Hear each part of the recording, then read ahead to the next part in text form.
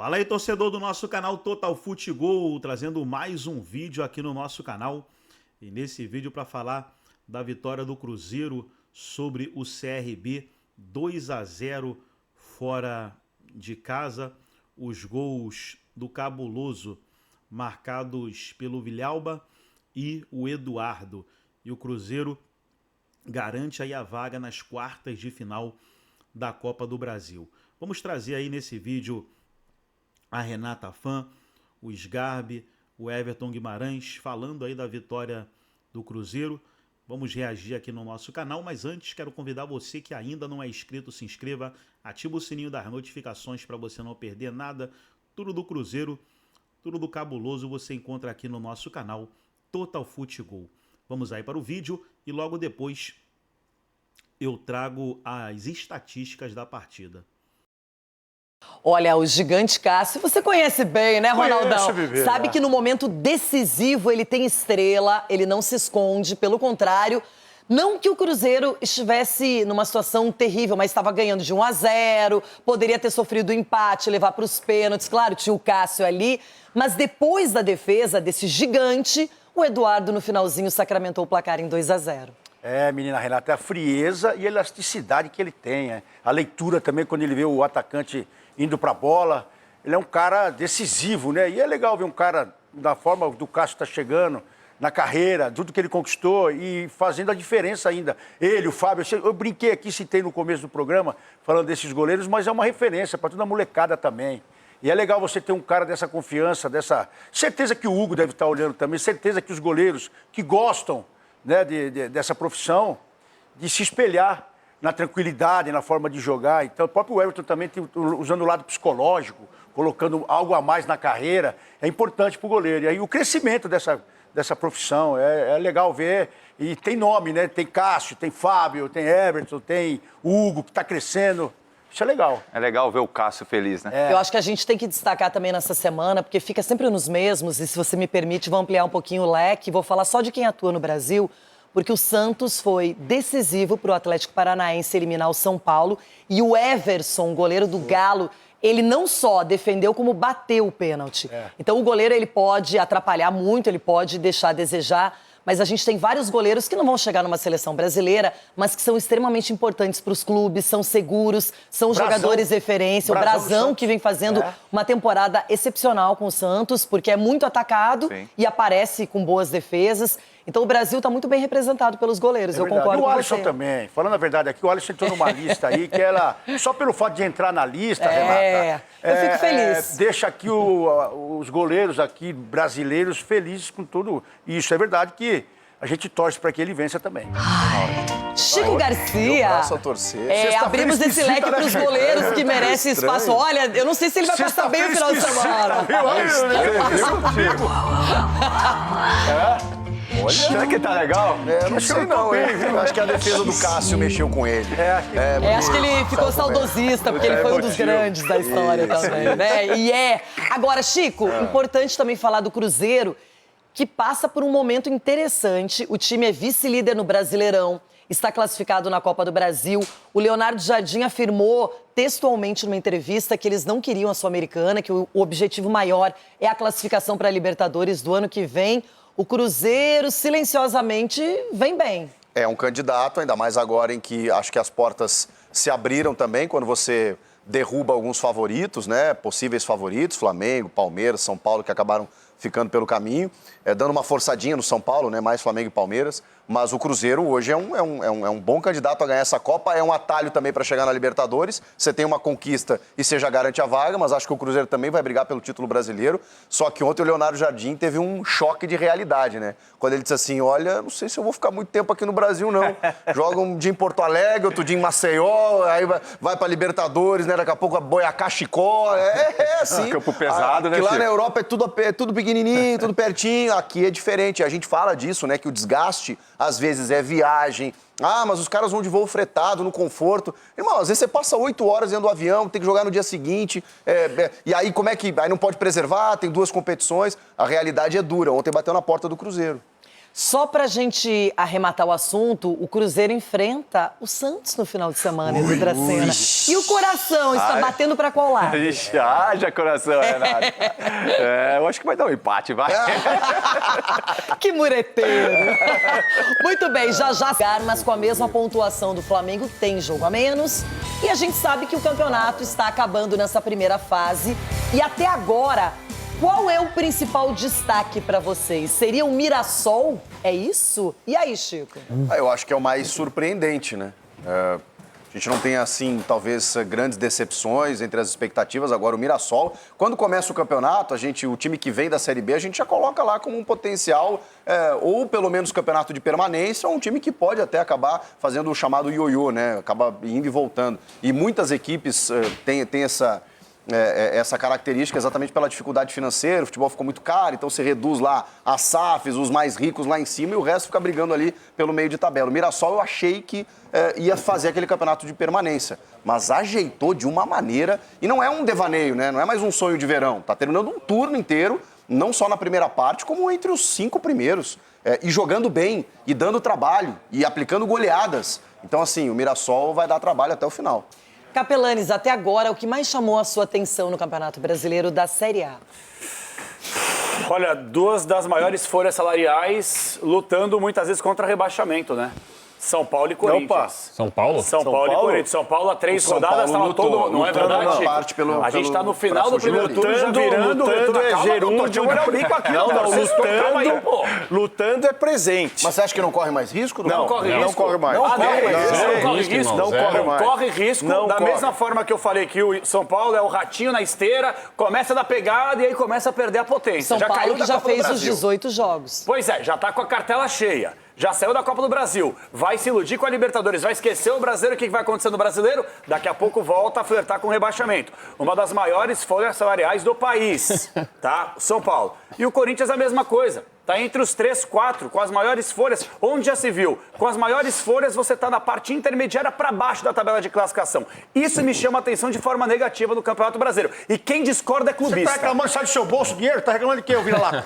Cheio de pulga, pulguento. Tá reclamando de quê, velho? Ela você não viu o seu Corinthians, o que mais me chamou a atenção. É possível que você não as viu o seu folhas salariais no fim do primeiro Vira turno lá, lutando velho. contra rebaixamento. O São Paulo tá em oitavo, irmão. É Tá lutando claro. contra um. Três Você fez rodadas uma só pergunta, flertando. você responde com uma resposta. Nunca essa baboseira aí, ô caramelo pulguento.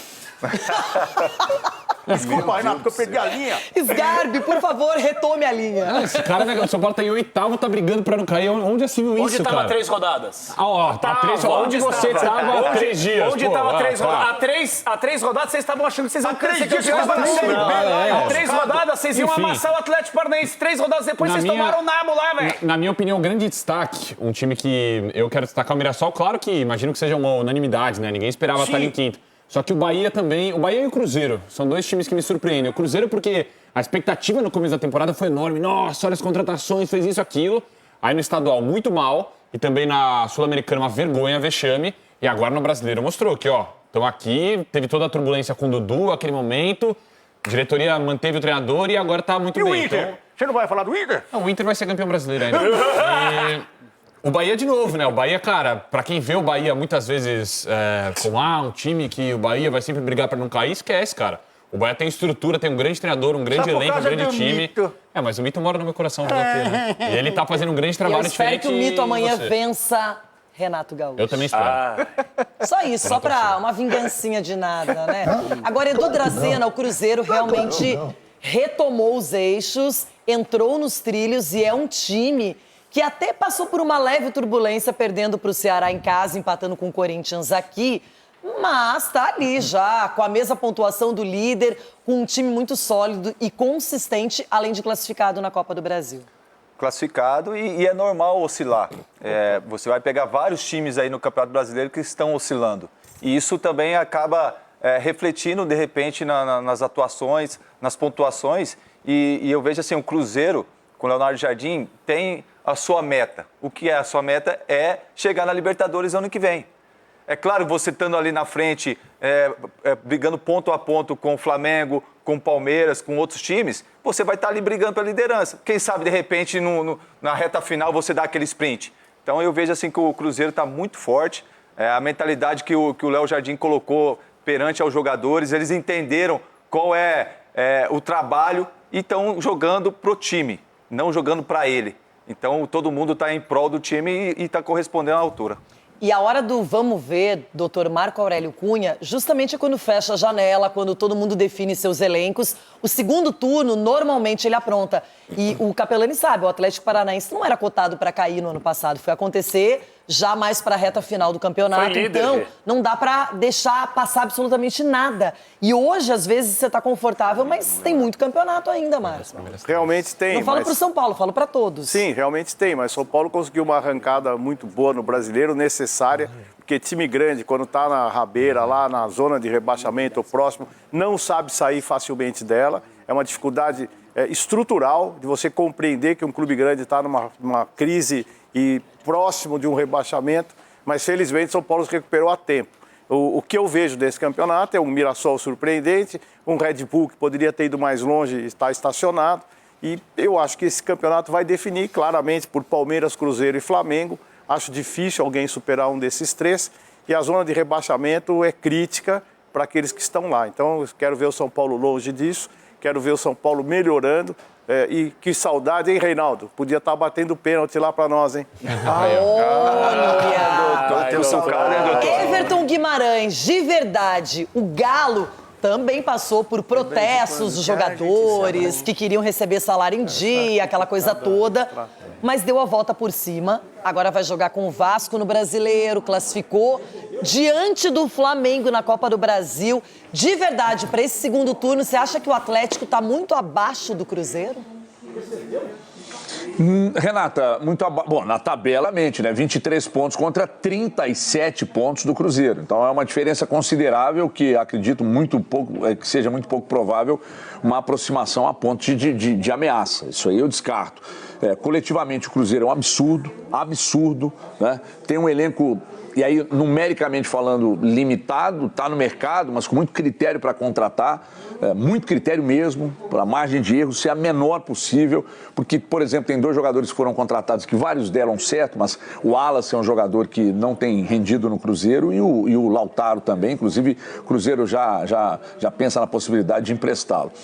No Atlético, curioso, Renata, o retorno para o Atlético, depois de toda a turbulência e das contas serem colocadas em dia, para os jogadores, né?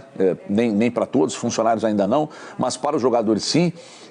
O Atlético agora trabalha com a possibilidade, inclusive, de ainda, até o final da janela, trazer pelo menos mais um ou até 2 volantes, né? Alexander, Biel, jogadores contratados, e o Reinier também, né? Então, se reforça, dá uma rejuvenescida e vai se preparando. E o encaixe, curiosamente, se deu a partir do jogo contra o Flamengo lá, depois da parada para o Mundial. Ele fez um bom jogo, perdeu, depois ele venceu o Flamengo pela Copa do Brasil e classificou aqui mesmo tendo perdido. Então o Atlético passa uma boa perspectiva para o retorno do Campeonato Brasileiro. Acho que vai ser melhor que o turno, seguramente. Então tá aí, pessoal, foi o vídeo onde os comentaristas debateram a vitória do Cruzeiro 2-0 sobre o CRB. Cruzeiro classificado para as quartas de final. Agora, para agregar no vídeo e deixar você 100% atualizado, deixa eu trazer aqui as estatísticas da partida da vitória do Cruzeiro.